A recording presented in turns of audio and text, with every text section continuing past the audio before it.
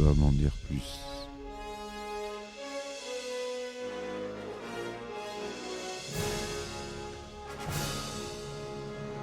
Eh ben attendez, on est en France. Allez, cul sec. Hop.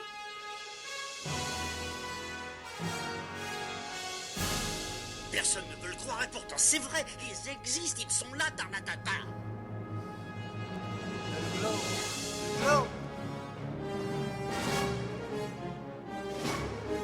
Il faut qu'on pète.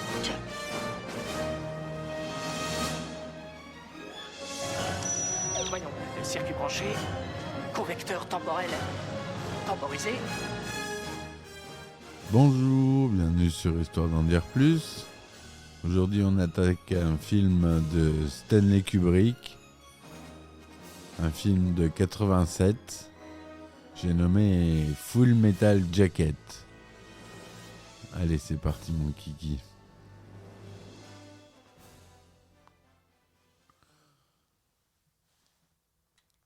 Alors Full Metal Jacket avec une musique mémorable, ou FMJ pour les puristes, enfin en tout cas les gros fans. C'est un film de guerre britanno-américain, comme souvent avec Stanley Kubrick, produit et réalisé par Stanley Kubrick en 1987. Le film s'inspire du roman Le Merdier, The Short Timers, de Gustav Hasford, et des mémoires de la guerre de Michael Herr, intitulé Dispatches. Son titre fait référence à une type de balle blindée. Donc Full Metal Jacket, c'est une type de balle blindée. Le film, qui met en scène des jeunes soldats du corps des Marines à la fin des années 60, est composé de deux parties distinctes. Dans la première, on assiste à leur entraînement à Paris Island, et dans la seconde, on les voit lors de la guerre du Vietnam, pris dans les combats urbains de l'offensive du Tet. Chacun des deux parties constitue un récit particulièrement aboutissant, dans les deux cas, un dénouement dramatique. Le thème central de la première partie est celui du conditionnement psychologique, faisant écho aux techniques radicales de redressement des délinquants développées dans un de ses films précédents de Kubrick, Orange Mécanique, en 71. Full Metal Jacket est sorti près de 20 ans après les faits relatés, durant lesquels plusieurs grands films sur la guerre du Vietnam étaient déjà sortis. Voyage au bout de l'enfer en 78, Le Grand Apocalypse Now en 79, ainsi que Le Grand Platoon en 86. De sorte que la vision du vidéaste sur le sujet s'ajouta à un ensemble déjà traité. En 2001, Full Metal Jacket est placé à la 95e place de l'AFI 100 Years of 100 Thrills, un classement des 100 meilleurs thrillers du cinéma américain établi par l'American Film Institute. Le film dure 116 minutes. Il est comme acteurs principaux Matthew Modine, Adam Baldwin, Vincent D'Onofrio, qu'on retrouvera notamment dans New York, Unité Spéciale, et Early Ernie, et les autres aussi qu'on retrouvera dans d'autres rôles, bien sûr. Le film est centré sur les personnages de J.T. Davis, surnommé Joker, Guignol dans la version française, un jeune engagé volontaire incorporant le corps des Marines des États-Unis à la fin des années 60, à l'époque de la guerre du Vietnam. Le film décrit son parcours au sein de l'armée dès son entrée au camp d'entraînement des Marines de Paris Island, en Caroline du Sud. Avec les autres nouvelles recrues dont il fait partie, Davis est pris en main par l'impitoyable sergent Hartman, un instructeur aux méthodes viriles et directes qui pratique l'art de l'incrustation fondé sur l'injure et l'humiliation. Hartman concentre notamment son attention sur la recrue Lawrence, un jeune homme mou et enrobé qu'il surnomme Gomer Pyle, grosse baleine, à cause de son physique. En effet, à cause de son surpoids, Lawrence peine lors des exercices physiques prodigués aux soldats et semble avoir une capacité intellectuelle limitée.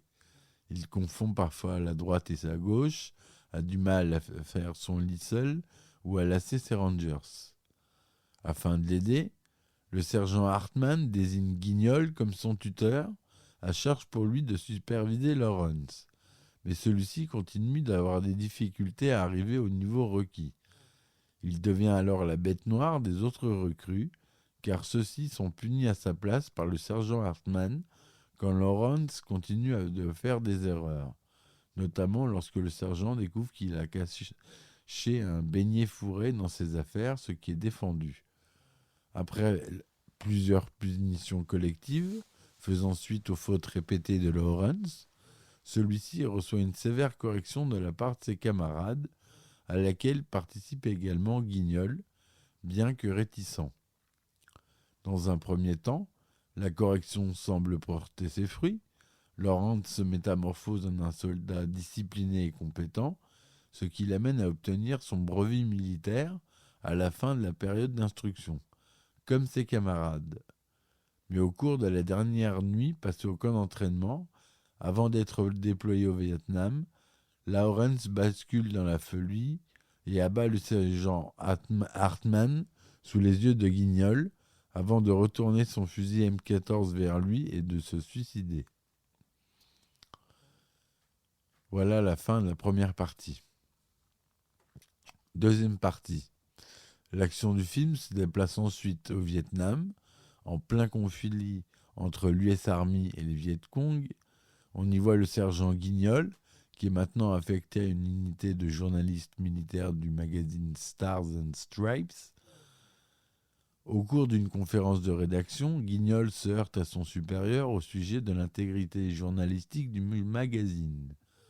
Afin de lui donner une leçon, ce dernier l'envoie en reportage au front, alors que l'offensive du Tet bat son plein. Arrivé sur le terrain, Guignol retrouve l'un de ses anciens camarades du camp d'entraînement, un soldat surnommé Cowboy, aux côtés duquel il se retrouve engagé de manière directe au combat, intégrant avec son collègue photographe Rafterman l'escouade de Cowboy. Durant une patrouille, la section de Cowboy est la cible d'un tireur d'élite nord-vietnamien. Plusieurs camarades de Cowboy se font tuer, ainsi que Cowboy lui-même. Allant débusquer avec ses camarades le sniper ennemi qui est retranché dans un bâtiment en ruine, le sergent Guignol se retrouve alors confronté à ses propres limites morales, ainsi qu'à la violence brute de la guerre et à l'effet psychologique qu'elle produit sur les hommes. Voilà, donc le scénario est de Stanley Kubrick, aidé par Michael R. Gustav Hasford, d'après le roman The Short Timer de Gustav Hasford. À la musique, on a Viviane Kubrick, la femme de Stanley, qui est créditée sous le nom d'Abigail Mead. Le budget assez confortable de la Warner Bros. Et de Stanley Kubrick Productions, 30 millions de dollars. La langue tournée en anglais avec du vietnamien. Tourné en couleur 35 mm, 1/33e, plein écran, 1/66e cinéma en Europe, 1/78e pour le Blu-ray et 1/85e au cinéma aux États-Unis et au Royaume-Uni. Son mono ou Dolby Digital pour la version remasterisée. Il est sorti aux États-Unis le 26 juin 1987 et le 21 octobre 1987 en France.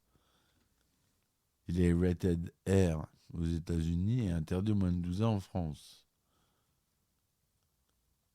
Matthew Modine joue Joker. Arliss Howard joue Cowboy dans le film. Vincent D'Onofrio joue Lawrence, dit Gomer Pyle, grosse baleine. Adam Baldwin joue Animal Mother.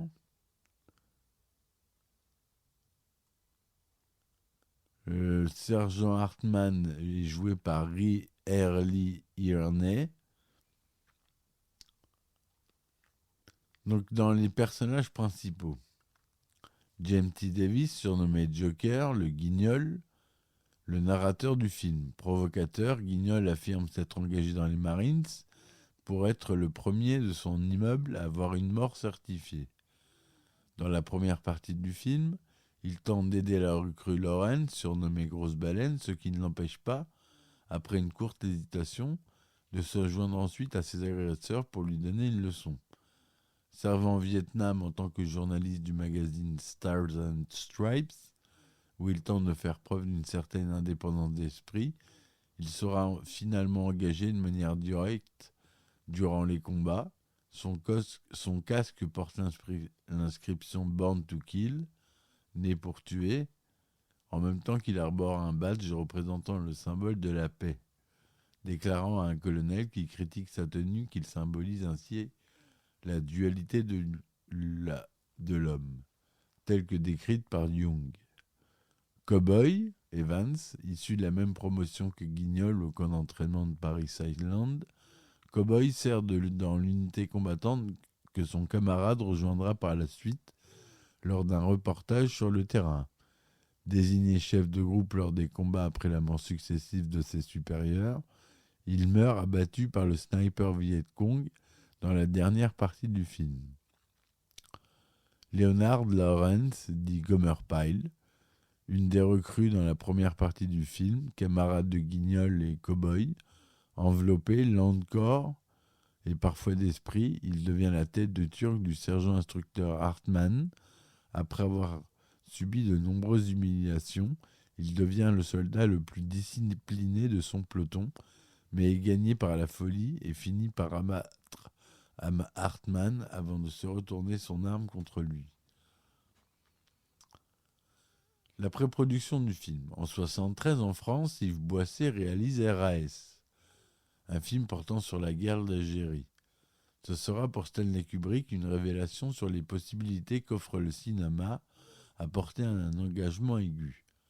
Full Metal Jacket prend ensuite son origine dans la rencontre en 1980 entre Kubrick et Michael Herr, correspondant de guerre au Vietnam et auteur d'un livre de mémoire sur ce conflit, Dispatches. Le projet initial de Kubrick était de réaliser un film sur la Shoah, sujet finalement abandonné.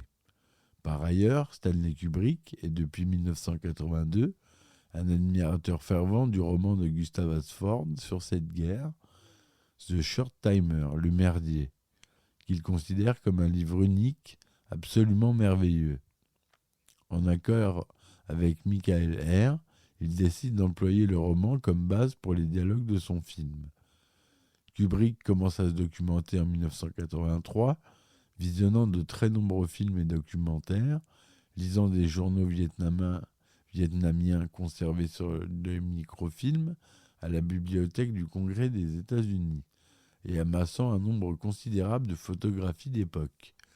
Il a entassé tellement de documentation pour son film qu'elle remplissait une 50aine de boîtes en carton stockées dans son garage. Enfin, Michael Herr, se montrant très réticent à l'idée de revisiter son expérience du Vietnam, Kubrick parvient à le convaincre au cours d'un coup de téléphone qui a duré 3 ans avec quelques interruptions. D'après Michael Herr. L'écriture du scénario débute en 1983. La collaboration entre Kubrick, Hasford et Herr s'organise de la manière suivante. Le réalisateur téléphone ses instructions aux 2 auteurs, au rythme de 3 ou 4 appels par semaine, longs chacun de plusieurs heures. Puis ces derniers lui expédient leur travail par courrier. Stanley Kubrick les rappelle ensuite pour leur faire part des modifications à apporter, et ainsi de suite. Malgré l'importance de leur contribution, ni Hasford ni Michael Herr n'ont d'idée précise du scénario final, sans parler du film. C'est pourquoi Gustav Hasford compare l'écriture du scénario à un travail à la chaîne. Selon Michael Herr, Stanley Kubrick n'a pas à l'époque l'intention de réaliser un film anti-guerre, mais plutôt de montrer à quoi la guerre ressemble vraiment.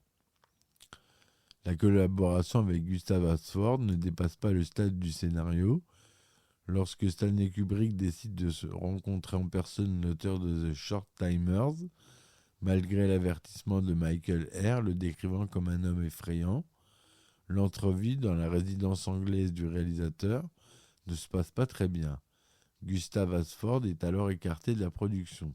Seulement crédité pour des dialogues additionnels, il engage plus tard une procédure judiciaire pour être considéré comme l'auteur des dialogues. Comme je vous disais, le titre Full Metal Jacket fait référence à un type de munition standard utilisé par les armées et les polices du monde entier. Munition dite FMJ pour Full Jacket Bullet, c'est-à-dire balle entièrement chemisée métal.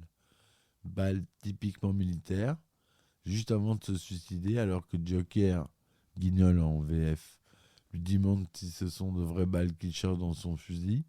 Pyle, Baleine en VF, répond 7,62 Full Metal Jacket. L'une des curiosités du film est le personnage du sergent Hartman, l'instructeur des Marines qui prend en charge la formation des recrues dans la première partie du film. Le rôle est interprété par Ronald Lee Ermey, qui avait exercé cette fonction dans les années 60. Stanley Kubrick a combiné les personnalités de 4 genres de drill instructor pour le personnage de Hartman. Originellement engagé comme conseiller technique, Ermey improvisa des centaines d'insultes au cours des auditions. Il donnait en effet la réplique aux acteurs devant interpréter les jeunes recrues. Après avoir visionné le film de ses auditions, Kubrick lui attribua le rôle du sergent instructeur, considérant Ermey comme un véritable génie dans ce rôle. Finalement, Ermey écrivit lui-même environ 60% des dialogues de son personnage, principalement des insultes. L'acteur subit un grave accident de voiture en plein milieu du tournage. Il fit une sortie de route vers 1h du matin dans un endroit boisé et désert, se cassant toutes les côtes sur un côté et restant seul dans le froid. Heureusement conscient, il a pu faire clignoter ses phares et miraculeusement un automobiliste s'est arrêté pour lui porter secours. Il fut incapable de tourner pendant 4 mois et demi. Vincent D'Onofrio. Ami de Matthew Modine, il travaille à l'origine comme videur dans un bar. Apprenant que son camarade décroche un rôle dans le film, il lui demande alors de contacter Stanley Kubrick pour que celui-ci lui propose un autre rôle.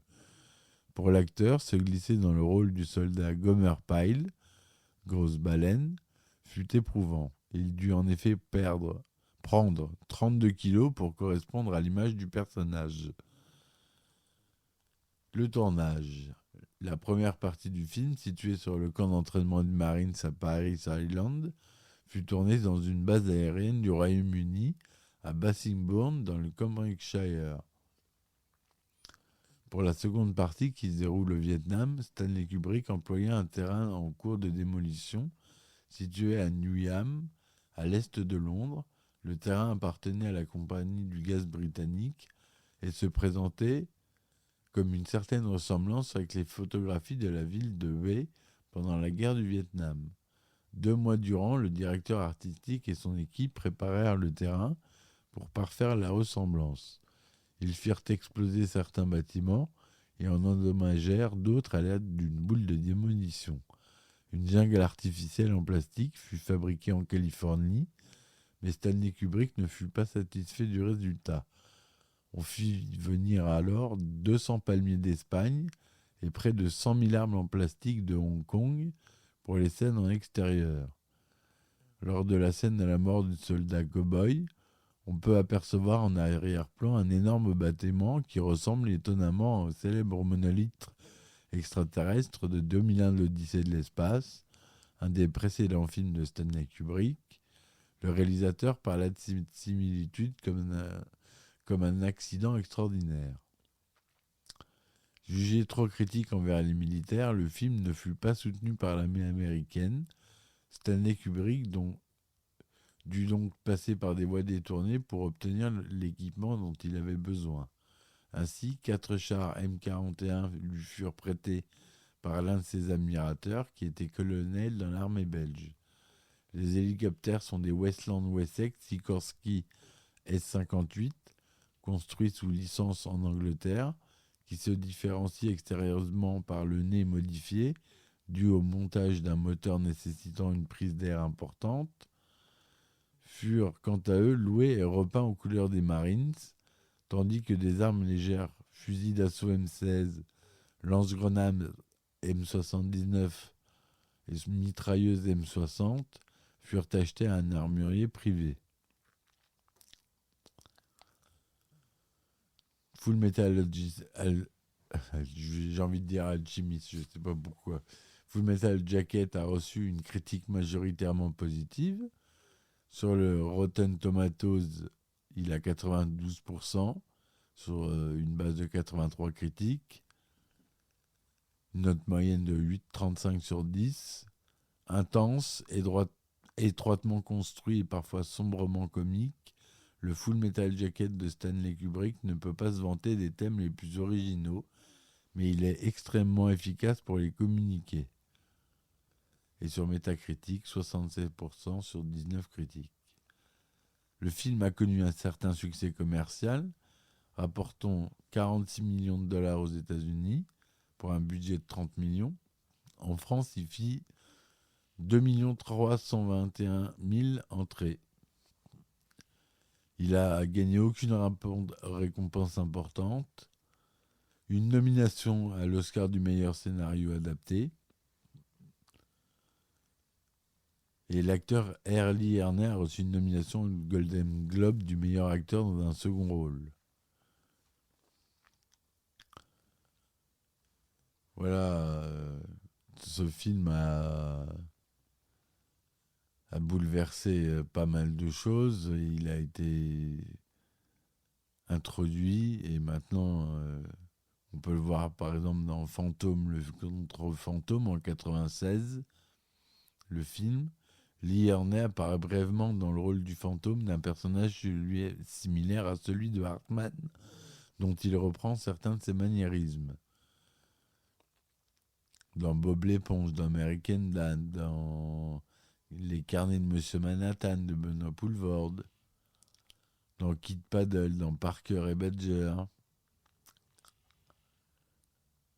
dans le jeu vidéo Hogs of War qui s'inspire de l'affiche du film, dans Half-Life, dans Fallout 2, dans Xenoblade Chronicle X, et même un jeu de société, Full Metal Planet, qui est évidemment une référence au titre du film. Voilà ce que je voulais vous dire sur ce film. J'espère que ma chronique vous aura plu. N'hésitez pas à vous abonner, à laisser des commentaires. Si vous abonnez-vous, s'il vous plaît, ça ne coûte rien, c'est juste un petit clic et moi, ça me fait beaucoup avancer. Donc, s'il vous plaît, abonnez-vous et je vous dis à très vite pour un nouvel épisode. Allez, ciao, ciao. Histoire d'en dire plus.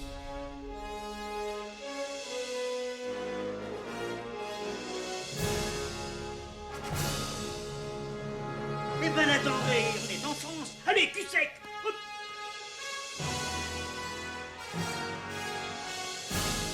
Personne ne veut le croire et pourtant c'est vrai, ils existent, ils sont là, Tarnatata.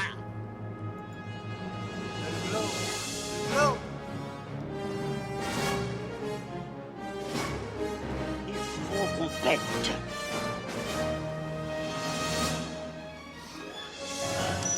Voyons, circuit branché, correcteur temporel temporisé,